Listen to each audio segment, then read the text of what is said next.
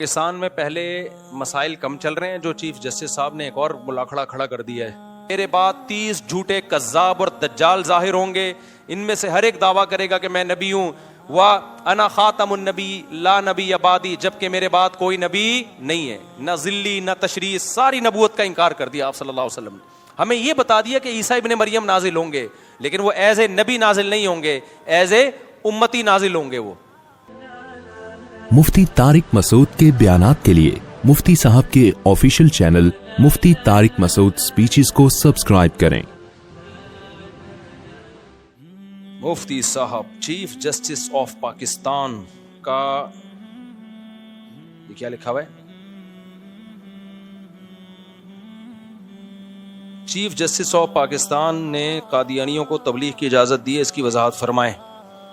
پاکستان میں پہلے مسائل کم چل رہے ہیں جو چیف جسٹس صاحب نے ایک اور ملاکھڑا کھڑا کر دیا ہے. چیف جسٹس صاحب نے جو فیصلہ کیا ہے نا, اس میں بنیاد اس کو بنائے مذہبی آزادی, غیر مسلموں کو مذہبی آزادی ہے. تو یہ آئین سے بھی بغاوت ہے. مذہبی آزادی کا یہ مطلب کہ وہ اپنے مذہب کی تبلیغ کرنا شروع کر دیں. اور قادیانیوں سے جو ہمارا اختلاف ہے وہ عام غیر مسلموں والا اختلاف نہیں ہے.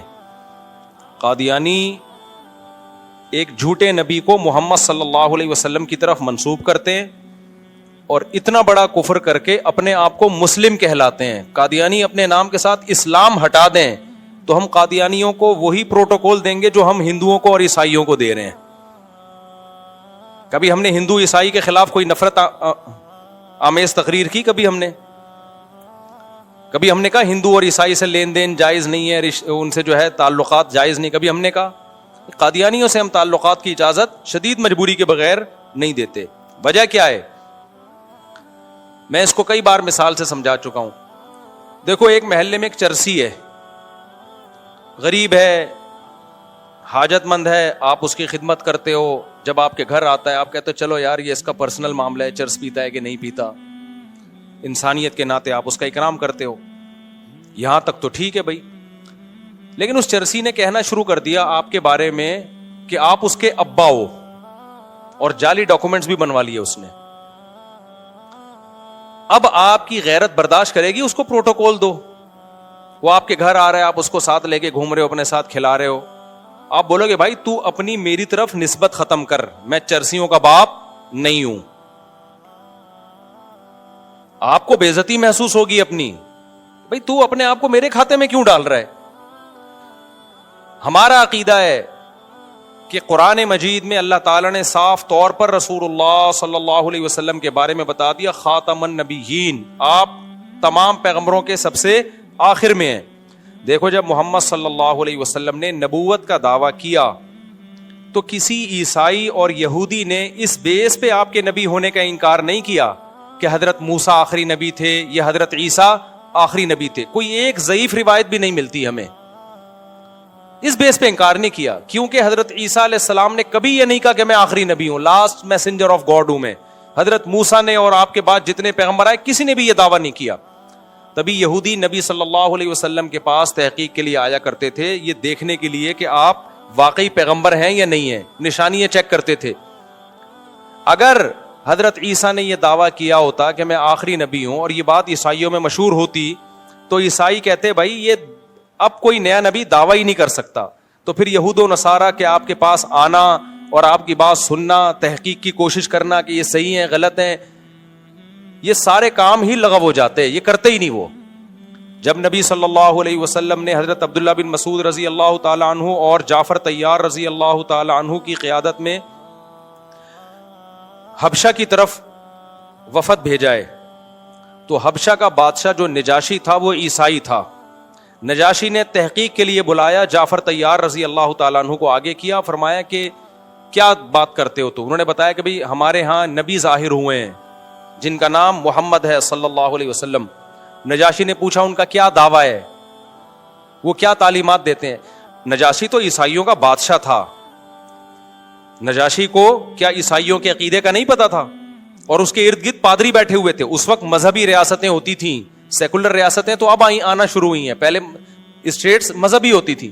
ایک مذہبی اسٹیٹ کا, عیسائی اسٹیٹ کا بادشاہ ہے, اس کے ارد گرد سارے عیسائی مذہبی رہنما بیٹھے ہوئے ہیں. نجاشی نے پوچھا کہ وہ کیا دعویٰ کرتے ہیں, انہوں نے بتایا کہ نبوت کا دعویٰ کرتے ہیں. نجاشی نے تحقیق کے لیے پوچھا کہ واقعی سچے نبی ہیں معاذ اللہ یا جھوٹے ہیں. تو نجاشی نے تحقیق کے لیے پوچھا کہ کیا کیا تعلیمات دیتے ہیں. پھر نجاشی نے کہا جو قرآن کلام ان پہ نازل ہوا ہے جس کے بارے میں وہ دعویٰ کرتے ہیں کہ یہ اللہ کا کلام ہے, وہ پڑھ کے سناؤ. حضرت جعفر طیار نے جب کلام پڑھنا شروع کیا تو نجاشی کی رو رو کے داڑھی تر ہو گئی, اور جتنے لوگ بیٹھے ہوئے تھے سب کی داڑیاں تر ہو گئیں. اگر عیسائیوں کا عقیدہ ہوتا حضرت عیسیٰ اللہ کے آخری نبی ہیں تو نجاشی بات سنتا ہی نہیں, وہ ایک دم سن کے بوکھلا جاتا کہ بھائی حضرت عیسیٰ تو لاسٹ میسنجر آف گاڈ ہے.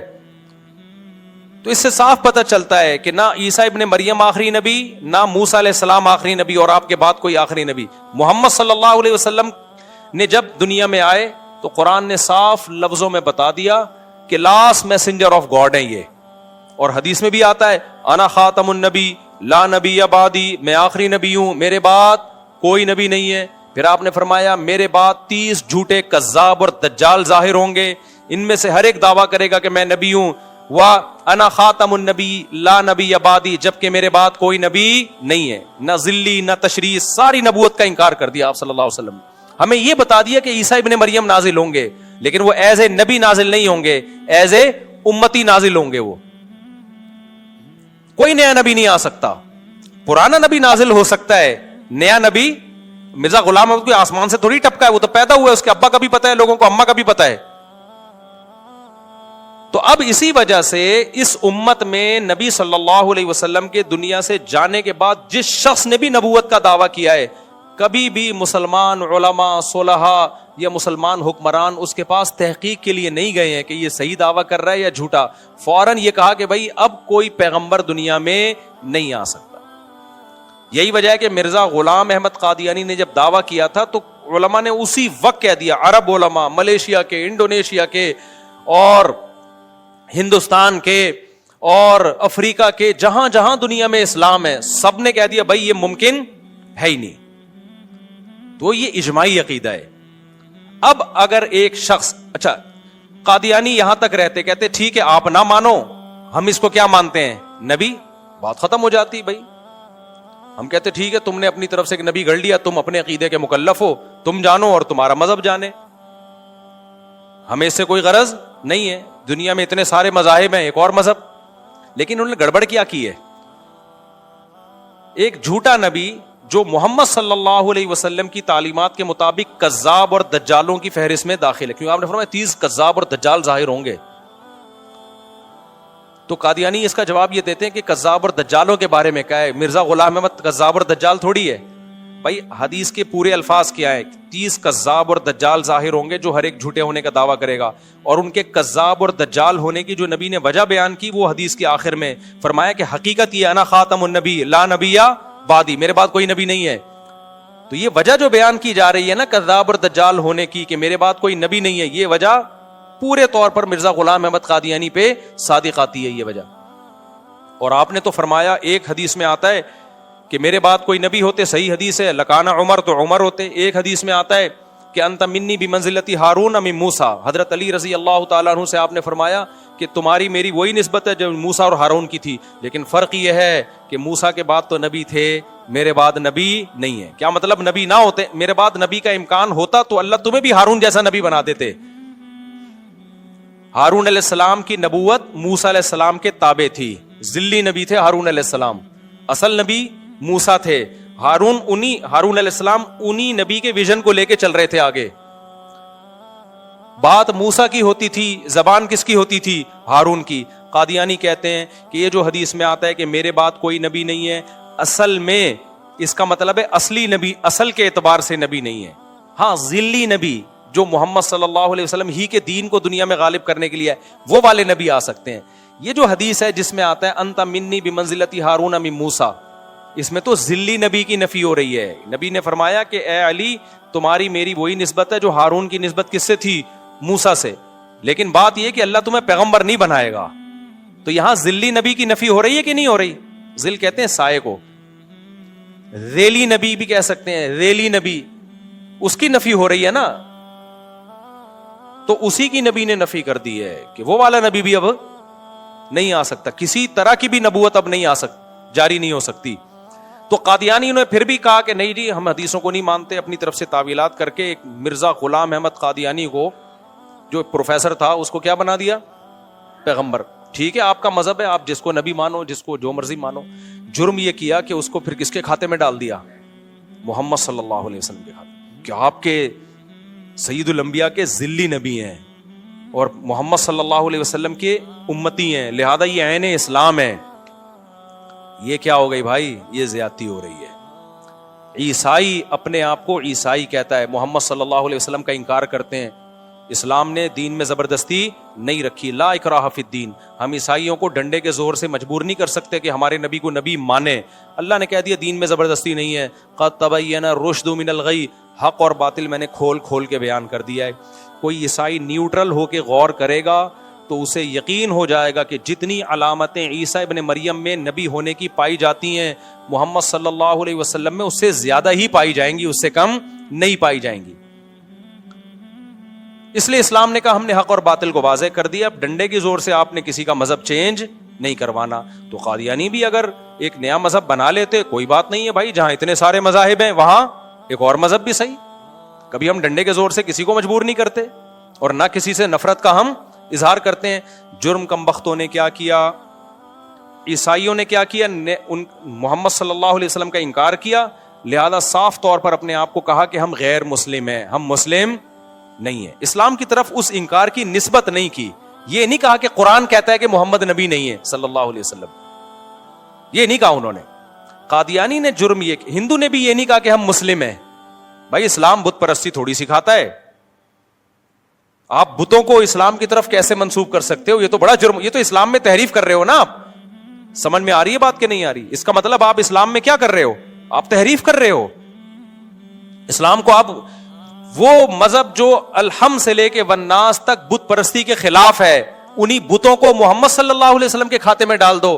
اگر ہندو یہ جرم کرے گا پھر ہم برداشت نہیں کریں گے. ہم کہیں گے بھائی آپ کا مذہب اسلام سے الگ ہے, اس کو الگ رکھو. اور ہندو یہ کرتے بھی نہیں ہے کہ اپنے بتوں کو کس کے کھاتے میں ڈالیں, اسلام کے کھاتے میں. یہ جرم کرتے بھی نہیں ہے. لیکن قادیانی نے کیا جرم کیا ہے, وہی جرم کیا کہ ایک آدمی چرس پی رہا ہے اور اس چرسی کو کس کے کھاتے میں ڈال دیا, ایک شریف آدمی کے کھاتے میں ڈال دیا کہ یہ تمہارا بیٹا ہے. وہ کہے گا بھائی یہ میں برداشت نہیں کروں گا, اس کا بائیکاٹ کروں گا میں. تو قادیانی نے کیا کیا کہ محمد صلی اللہ علیہ وسلم کی تعلیمات اور قرآن و سنت کے مطابق, اجماع امت کے مطابق جو شخص جھوٹا تھا اس کو نبی مانا, یہاں تک ہم برداشت کر لیں گے, تمہارا مذہب ہے, ہم نہیں مانتے اس کو نبی, ٹھیک ہے. اس نبی کو کھاتے میں کس کے ڈال دیا, محمد صلی اللہ علیہ وسلم کی طرف منسوب کر دیا کہ نبی کا ذلی نبی ہے, ذیلی نبی ہے. اور پھر اپنے اس کفر کو اسلام سے تعبیر کرنا شروع کر دیا. بھائی یہ اب کیا ہو رہی ہے, یہ زیادتی ہو رہی ہے. تو اس لیے جو چیف جسٹس صاحب نے فیصلہ کیا ہے نا کہ قادیانیوں کو بھی عام غیر مسلموں کے کھاتے میں ڈال کے ان کو بالکل اسی طرح رائٹ دے دیا ہے تبلیغ کا, اور اسی طرح سب کچھ اپنی وہ مذہبی وہ کر سکتے ہیں. تو جناب آپ قادیانیوں کو یہ کہہ دیں کہ وہ اپنے آپ کو مسلم کہنا چھوڑ دیں اور اپنے آپ کو احمدی کہنا بھی چھوڑ دیں, کیونکہ احمد محمد صلی اللہ علیہ وسلم کا نام ہے. قرآن میں اللہ نے نبی صلی اللہ علیہ وسلم کا نام محمد بھی بتایا اور احمد بھی بتایا ہے. وہ اپنے آپ کو اس کھاتے میں ڈالنا چھوڑ دیں تو ہم قادیانیوں کو وہی اقلیتوں والے حقوق دیں گے جو ہم ہندوؤں اور عیسائیوں کو دیتے ہیں. ہمارے بیان تو ہندو بھی سن رہے ہوتے ہیں, عیسائی بھی ملتے ہیں, عزت دیتے ہیں, ہم بھی ان کو عزت دیتے ہیں. میں آسٹریلیا میں تھا, ایک سکھ کا فون آیا, ملاقات کی کوشش کر رہا تھا, لیکن میں وہاں سے سڈنی سے جا چکا تھا. اس نے کہا میں آپ کے ایتھیزم کے خلاف بیان سنتا ہوں تو اللہ کے وجود کا مجھے یقین آتا ہے.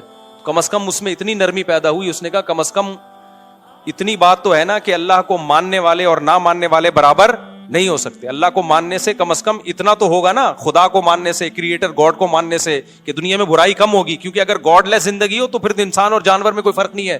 وہ سکھ ہو کے اللہ نے اس کو اتنی عقل دی ہے, اور ہمارے سیکولر اور لبرل لوگوں کو یہ عقل نہیں ہے. وہ کہہ رہے بھلے ہم مسلم نہیں ہیں لیکن کم از کم آپ خدا کے وجود کو ثابت کرتے ہو, یہ انسانیت کے لیے بہتر ہے. کیونکہ خدا کا انکار کر دینا, اس سے انسان اور جانور میں فرق ختم ہو جاتا ہے. تو سب سے تعلقات ہیں, لیکن بھائی قادیانیوں کو ہم اتنا فری, بولو نہیں کریں. اگر کوئی قادیانی کا فون آتا کہ آپ سے ملنا چاہتا ہوں, اس نیت سے تو مل لیتا تبلیغ کروں گا اس کو, اس نیت سے نہیں کہ میں دوستی کا ہاتھ بڑھاؤں گا, دعوتیں ہوں گی, سیلفیاں چلیں گی, نا نا نا نا. یہ پھر محمد صلی اللہ علیہ وسلم کے ساتھ یہ ظلم ہے. آپ صلی اللہ علیہ وسلم کو کیسے چہرہ دکھاؤ گے بھائی؟ ایک عالم نے بڑا پیارا مضمون لکھا کہ ابو بکر صدیق رضی اللہ تعالی عنہ نے جو جھوٹے نبی کے خلاف لڑائی لڑی تھی نا, جس میں بڑے بڑے حفاظ صحابہ شہید ہوئے تھے, تو جب آپ قادیانیوں سے دوستی کی بات کرتے ہو تو ہمیں میدان جنگ میں ان اصحاب رسول کا خون اور ان کی پڑی ہوئی لاشیں یاد آ جاتی ہیں, جس کے لیے اتنی بڑی قربانیاں دی ہیں. تو یہ غیرت کا مسئلہ ہے. غیرت ہوگی تو بات سمجھ میں آئے گی. جو غیرت نہیں ہوتی, اور غیرت کو لفظوں میں ڈیفائن نہیں کیا جا سکتا, ایکسپلین نہیں کیا جا سکتا. تو اس لیے بھائی قادیانیوں سے, میں نہیں کہہ رہا قادیانیوں کو مارو پیٹو ظلم کرو, نہ, اس کی قطعاً اجازت نہیں ہے, لیکن قادیانیوں سے دوستیاں لگانے کی آپ کو اجازت نہیں ہے, ان سے رشتے کرنے کی آپ کو اجازت نہیں ہے. دیکھو اسلام جہاں محبت کا درس دیتا ہے کہ اللہ کے لیے محبت, وہیں اسلام اللہ کے لیے بغض کا بھی حکم دیتا ہے. جب آپ کو کسی سے محبت ہوتی ہے تو صرف یہ نہیں ہوتا محبوب کے لیے آپ کسی سے محبت کرتے ہیں, نہ نہ نہ, بعض دفعہ محبوب کی خاطر کسی سے بغض بھی رکھنا پڑتا ہے. ہم نہیں کہہ رہے کہ قادیانیوں کی املاک پہ قبضہ کریں آپ, ہم نہیں کہہ رہے ان کو ماریں پیٹیں آپ, نہ کسی قادیانی کو قتل کرنے کی اجازت ہے, نہ اس کو ٹارچر کرنے کی اجازت ہے آپ کو, لیکن دوستی کا ہاتھ نہیں بڑھا سکتے. یہ بہت بڑا جرم ہے. لوگ بتا رہے ہوتے ہیں ہمارے آفس میں قادیانی ہے, میرا بڑا اچھا دوست ہے. بھائی کیسے آپ کا دوست ہو گیا؟ آپ صرف ریزرو ہو کے اس سے ضرورت کا تعلق رکھو. اس کو بولو بھائی اپنے جھوٹے پیغمبر کو محمد صلی اللہ علیہ وسلم کے کھاتے میں مت ڈالو, پھر ہم دوستی لگائیں گے. ہم نے جانا اللہ کے پاس ہے, ایسا ہے یا نہیں ہے؟ منہ ہم نے اللہ کو دکھانا ہے, اور حوض کوثر پہ سید الانبیاء صلی اللہ علیہ وسلم کا ہم نے سامنا کرنا ہے. تو کوئی تو غیرت کا ہمارے پاس ایسا واقعہ ہونا کہ ہم سید الانبیاء کا حوض کوثر پہ سامنا کر سکیں. آپ کے باپ کی کسی سے دشمنی ہے, صبح و شام وہ آپ کے باپ کو گالیاں دیتا ہے, صبح و شام آپ کے باپ کو برا بلا کہتا ہے, اور آپ کو پتا کل میری ابا سے ملاقات ہو رہی ہے, اور اس سے ایک دن پہلے آپ ابا کے دشمن کے ساتھ جا کے سیلفیاں لے کے آ رہے ہو, تو آپ کیا بولو گے؟ بھائی آج نہیں ہو سکتا کیونکہ کل میری ملاقات کس سے ہے؟ ابا سے. میں ابا کو کیا منہ دکھاؤں گا؟ ابا کہے گا اور تجھے 100 لوگ 20 لوگ نہیں ملے تھے, جا کے اسی شخص سے مجھ سے ملاقات سے پہلے مل کے آ رہا ہے جس سے صبح شام میری دشمنی چل رہی ہے. دنیا کے تعلقات میں یہ بات سمجھ میں آتی ہے. تو سید الانبیاء صلی اللہ علیہ وسلم کے رشتے سے, اور آپ صلی اللہ علیہ وسلم کو نبی بھی مانتے ہو, ان کے امتی بھی, اور اس امید پر بھی ہو کہ قیامت کے دن نبی صلی اللہ علیہ وسلم ہماری شفاعت کریں گے, حوض کوثر سے پانی پلائیں گے. تو جب ان چیز, یا تو ان عقیدوں کا انکار کر دو, بولو مر کے مٹی ہو کے ہم نے ختم ہو جانا ہے, کوئی نبی نہیں, کوئی قرآن نہیں, کوئی اللہ نہیں, لبرل سیکولر بن جاؤ. سیکولر لوگوں کا کوئی مذہب نہیں ہوتا. تو بھائی ہم تو اللہ کو مانتے ہیں, اللہ کے پیغمبروں کو مانتے ہیں, اور ہم مانتے ہیں کہ جو پیغمبروں سے محبت کرے گا اس کی نجات ہوگی, جو اللہ کے رسولوں سے محبت نہیں کرے گا اس کی نجات نہیں ہوگی. ہمارے پاس محبت کے لیے اور کیا عمل ہے؟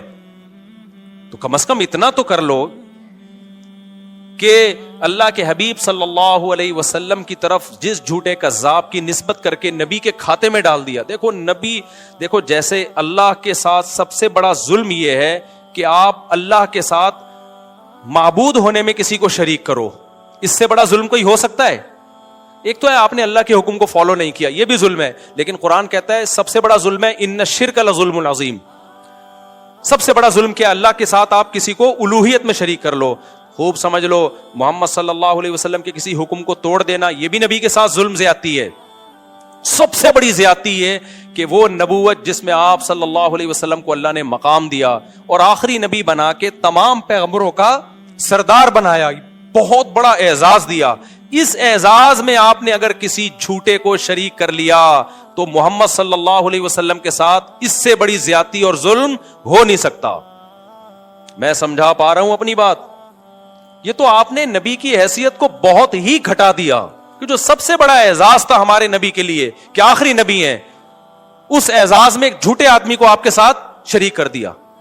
اور قادیانیوں سے ایک سوال پوچھا کرو کہ تم جتنے دلائل دیتے ہو نا ختم نبوت پہ، خاتم النبیین کا، یہ گھماتے ہیں باتوں کو، یہ لوگ بہت گھماتے ہیں.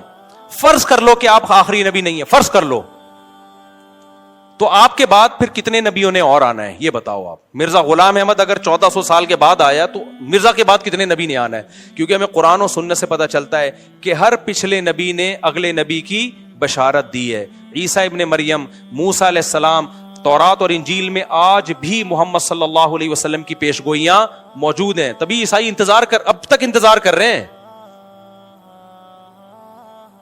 تو اگر مرزا غلام احمد اللہ کا نبی ہے تو بتاؤ مرزا غلام احمد کے بعد کتنے نبیوں نے اور آنا ہے؟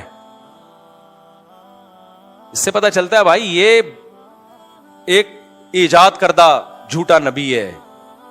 اگر یہ انبیاء کا سلسلہ ہوتا تو محمد صلی اللہ علیہ وسلم بھی خوشخبری دے کے جاتے، پھر مرزا دنیا میں آتا، وہ خوشخبریاں دے کے جاتا آگے بہت سارے پیغمبروں کی. لیکن مرزا نے کسی جدید پیغمبر کی کوئی خوشخبری نہیں دی ہے. تو اس کا مطلب تم مرزا کو آخری نبی مانتے ہو. پھر کس کو تم آخری نبی مانتے ہو؟ مرزا غلام احمد قادیانی کو آخری نبی مانتے ہو. اس کی کیا دلیل ہے تمہارے پاس؟ جب بھی کوئی شخص جھوٹ بولتا ہے نا تو اس جھوٹ کو چھپانے کے لیے 100 جھوٹ اور بولنے پڑتے ہیں. قادیانیوں نے ایک جھوٹ بولا کہ نبی صلی اللہ علیہ وسلم آخری نبی نہیں ہے. اس جھوٹ کو چھپانے کے لیے ان کے اوپر بہت سارے اشکالات. بالکل اس کی ایک مثال کہہ کے میں اپنی بات کو ختم کرتا ہوں. مرزا غلام احمد قادیانی پیشگوئیاں بہت کرتا تھا. یہ چیزیں اس کی کتابوں میں آج بھی موجود ہیں. مرزا غلام احمد قادیانی نے پیشگوئی کی تھی کہ میرا نکاح محمدی بیگم سے ہوگا. سمجھ رہے ہو کہ نہیں سمجھ رہے؟ محمدی بیگم نے مرزا کے رشتے کو ریجیکٹ کر دیا. یہ کتابوں میں لکھا ہوا ہے یہ واقعہ. اب جب ریجیکٹ کر دیا تو مرزا کی پیشگوئی کیا ہو گئی؟ ختم. تو علماء نے جا کے پکڑا کہ تمہارا جو یہ ہے یہ تو انبیاء کی پیشگوئیاں تو پوری ہوتی ہیں. تو میں نے بتایا نا ایک جھوٹ بولنے کے لیے 100 جھوٹ بولنے پڑتے ہیں اور آپ غلط در غلط کرتے چلے جاتے ہیں. تو مرزا نے کہا کہ میری پیشگوئی پوری ہو چکی ہے. اللہ نے جیسے محمد صلی اللہ علیہ وسلم کا نکاح حضرت زینب سے آسمانوں پہ کیا تھا تو اللہ نے میرا نکاح بھی اس سے، اور محمدی بیگم کی اولادیں بھی ابھی زندہ ہیں. پتہ ہے آپ کو پوتے نواسے. جب ختم نبوت کی علماء یہ واقعہ سناتے ہیں نا اتنے مضبوط ریفرنسز ہیں ان کے پاس کہ وہ ان کے خاندان کے بندوں سے بھی آپ کو ملا سکتے ہیں. سمجھ رہے ہیں؟ مرزا نے دعویٰ کیا تھا نا جس عورت سے میری شادی ہوگی اس کے پر پوتے پر نواسے موجود ہیں. تو جب علماء نے پوچھا یا لوگوں نے سوال کیا کہ آپ نے تو پیشگوئی کی تھی کہ میرا محمدی بیگم سے نکاح ہوگا، وہ تو ہوا نہیں، وہ تو کہیں اور شادی کر لی اس نے. تو اس نے کہا اب ایک جھوٹ بولا تھا نا چھپانے کے لیے، اس سے بھی غلط بات انسان کو کرنی پڑتی ہے، وہ پکڑا جاتا ہے. پھر وہ جھوٹ پنپتا نہیں ہے. تو مرزا نے کہا کہ نبی صلی اللہ علیہ وسلم کا نکاح حضرت زینب سے جیسے آسمانوں پہ ہوا تھا تو میرا نکاح بھی محمدی بیگم سے آسمانوں پہ ہو چکا ہے، لہذا میری پیشگوئی پوری ہو چکی ہے. اس کو نہیں پتا تھا کہ یہ کہہ کے میں اور زیادہ چوڑے میں آ جاؤں گا. قادیانیوں کے پاس اس بات کا اب تک کوئی جواب نہیں ہے.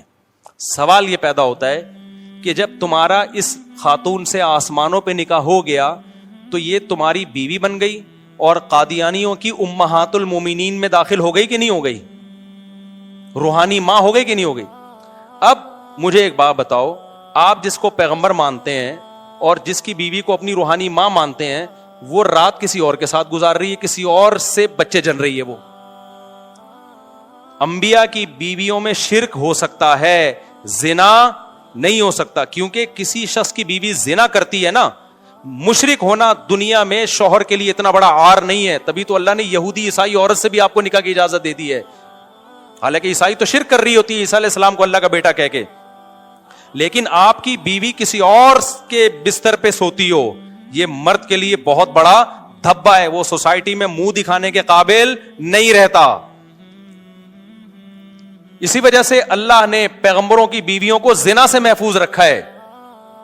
نوح علیہ السلام، لوط علیہ السلام کی بیوی کافرہ تھی، زانیہ نہیں تھی. تبھی حدیث میں آتا ہے ولدت من نکاح الا من زنا، مطلب حدیث کا آدم سے لے کے اب تک میرے نسب میں کوئی خلل واقع نہیں ہوا ہے. جتنا نبی صلی اللہ علیہ وسلم کا سلسلہ آدم علیہ السلام تک پہنچتا ہے نا، آپ کی ماؤں میں بھی کسی نے کبھی خیانت نہیں کی ہے، چاہے وہ غیر مسلم ہی کیوں نہیں تھی.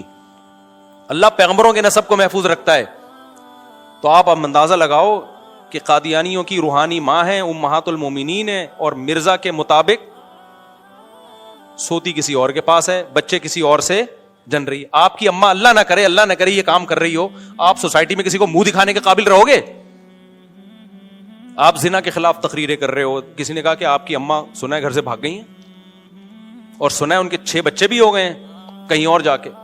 آپ کم از کم کسی اور ٹاپک پہ بیان کرو گے, اس ٹاپک پر کبھی دوبارہ بیان نہیں کرو گے. اللہ پیغمبروں کو اس عار اور عیب سے محفوظ رکھتے ہیں کہ ان کی بیویاں زنا کریں.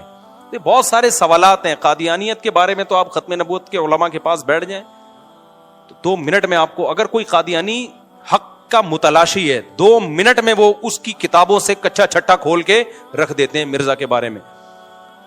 تو قادیانیوں کا جرم مرزا کو نبی ماننا یہ بھی ہے, لیکن بڑا جرم کیا ہے کہ اپنے آپ کو وہ کیا کہتے ہیں؟ مسلم. بھائی اس جھوٹے نبی کو اسلام کے کھاتے سے نکال لو. تو جیسے ہم ہندوؤں کو گلے لگاتے ہیں, عیسائیوں کو لگاتے ہیں, آپ کو بھی ہم گلے لگانے کے لیے تیار. آپ شاعر اسلام کا سہارا لینا چھوڑ دو. آپ اپنی مسجد کو مسجد نہ کرو. ہندو اپنے مندر کو مندر کہتا ہے, مسجد نہیں کہتا. عیسائی اپنے چرچ کو چرچ کہتا ہے, مسجد نہیں کہتا. اگر عیسائی اپنے چرچ کو مسجد کہنا شروع کر دے, مسلمانوں کو غصہ آئے گا کہ نہیں آئے گا؟ اور ہم اپنی مسجد کو چرچ کہنا شروع کر دیں, عیسائیوں کو غصہ آئے گا, ہندوؤں کو غصہ آئے گا کہ تم اپنی مسجد کو مندر تو ہمارا ہوتا ہے, تمہارا تھوڑی ہوتا ہے. تو عیسائی اپنی عبادت گاہ کو کوئی بھی نام دے دیں, مسجد کہنے کی, قادیانی اپنے عبادت گاہ کو کوئی بھی نام دے دیں, مسجد کا لیبل لگانے کی آپ کو اجازت نہیں ہے. قادیانی مرزا کو نبی کہہ دیں, جو ہماری نظر میں جھوٹا ہے, لیکن اس کو محمد صلی اللہ علیہ وسلم کے کھاتے میں ڈالنے کی اجازت نہیں ہے. شاعر اسلام, اذان, یہ چیزیں شاعر اسلام میں, یہ قادیانیوں کو اجازت نہیں ہے. تو یہ جو چیف جسٹس صاحب نے فیصلہ کیا ہے, کچھ ہوش کے ناخن لو. ابھی ملک کن حالات سے گزر رہا ہے, اور آپ نے ایک نیا شوشہ لا کے قوم کے اوپر مسلط کر دیا. تو الحمدللہ جامعۃ الرشید اب اس پہ اجلاس بلایا, محنت کر رہا ہے کہ اس میں کیس فائل کر کے اس قانون کو چینج کرنے کی کوشش کی جائے. تو اور بھی الحمدللہ علماء کوشش کر رہے ہیں اس کی. تو اللہ سے ہمیں امید ہے کہ انشاءاللہ یہ قانون چینج ہو جائے گا. اگر چینج نہیں ہوتا تو عوام کا یہ ذمہ داری ہے کہ سوشل میڈیا پہ بھی اور ہر طرح سے وہ اپنا احتجاج ریکارڈ کروائے کہ ہم کسی قیمت پہ اس قانون کو باقی رہنے نہیں دیں گے. یہ ہماری غیرت کا مسئلہ ہے اور ہمارے ایمان کا مسئلہ ہے. یہ مطلب نہیں ہے کہ ہم مذہبی تشدد پسندی کے قائل ہیں. ہم مذہبی طور پر متشدد ہوتے تو عیسائیوں کو چرچ جانے نہیں دیتے, عیسائیوں کے ساتھ لین دین کو حرام قرار دیتے. نہ, ہم کہہ رہے ہیں بھائی اپنی لمٹ کو قادیانی کراس کرنے کی کوشش نہ کریں. جتنے ہو اتنے رہو, اپنے آپ کو ہمارے کھاتے میں مت ڈالو. آپ نہیں ڈالیں تو ٹھیک ہے, جب تک ڈالیں گے ہم ان کا ہر طرح سے بائیکاٹ کریں گے, ہم ان کا. اچھا بھائی